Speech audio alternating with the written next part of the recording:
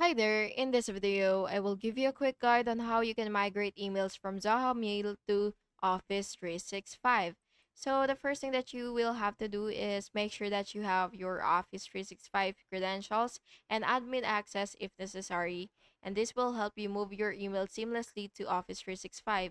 And once you've logged into your Zoho Mail admin console, you will go ahead and go to your settings and search for um, import or export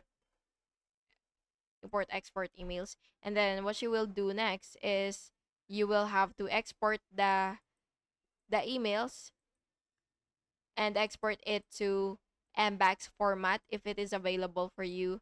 And then after that, what you will have to do is basically just have to log into your Office 365 account, and then you will have to open Outlook, and then after that you will use Outlook's import export, and then you will import from another program or file, and then you will click MBAX option via a supported conversion tool, and then you will select the folders to import and confirm. And finally, you will just have to check your Office 365 mailbox to ensure all emails migrated correctly. And that's basically just it. Thank you so much for watching this video, and I really hope it was helpful for you. And if it was, please make sure to like and subscribe for more videos like this.